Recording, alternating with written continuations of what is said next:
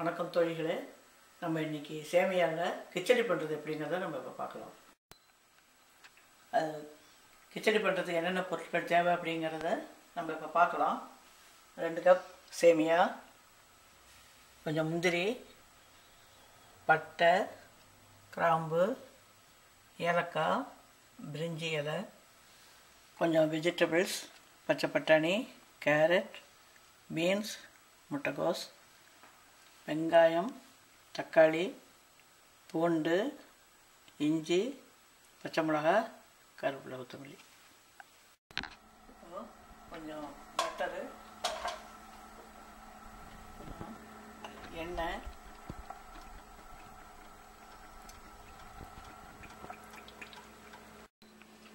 அதில் சேமியாவை போட்டு வறுத்து எடுத்துக்கலாம்.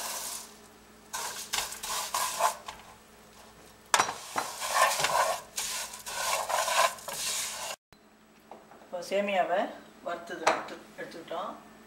அதிலே கொஞ்சம் எண்ணெயை ஊற்றி தாளிக்கிறதுக்காக வச்சுருக்கிற பட்டை, கிராம்பு, ஏலக்காய், பிரிஞ்சி இலை அதெல்லாம் போட்டு தாளிச்சிக்கலாம்.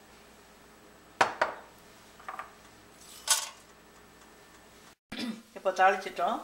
இப்போ பூண்டு,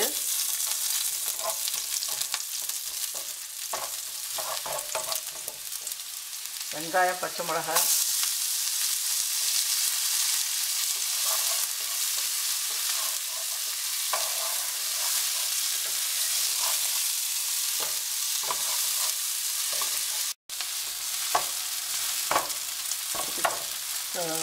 இஞ்சி,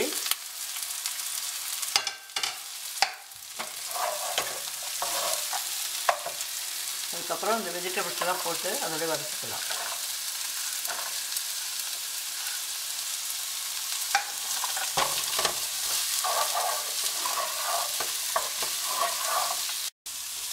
அதோட பட்டாணி,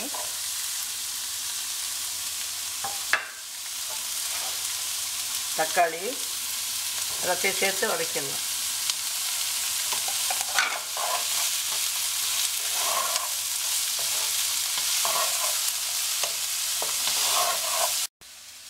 இப்போது காய் வேகிற அளவுக்கு தண்ணி அதை ஊற்றி கொஞ்சம் உப்பும் போட்டு வேக விட்டுடணும்.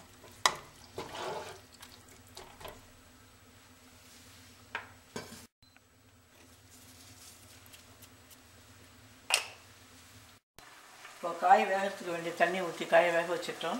இப்போ 2 கப் சேமியாவுக்கு 4 கப் தண்ணியை தனியாக கொதிக்க வச்சுக்கலாம்.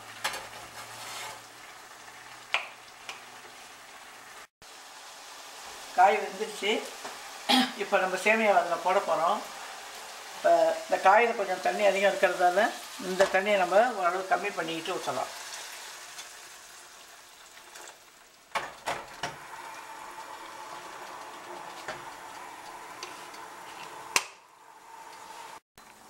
இப்போ தண்ணி கொதிக்கிற தண்ணியில் சேமியாவை ஆட் பண்ணிடலாம்.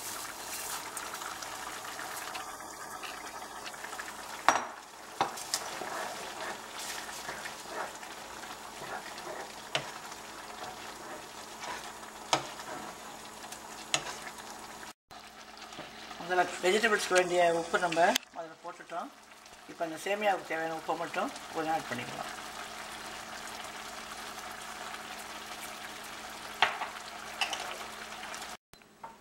சேமியா வந்து கிச்சடி ரெடி ஆகிடுச்சு. கொஞ்சம் 1 ஸ்பூன் அளவு எண்ணெய் அதோட மறுபடியும் நம்ம கொஞ்சம் ஆட் பண்ணிக்கலாம்.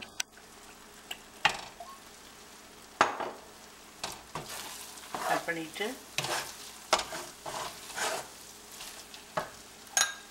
வறுத்த முந்திரி, கொஞ்சம் கொத்தமல்லி தழை, கருவேப்பிலை அதையும் போட்டு கலக்கி இறக்கிடலாம்.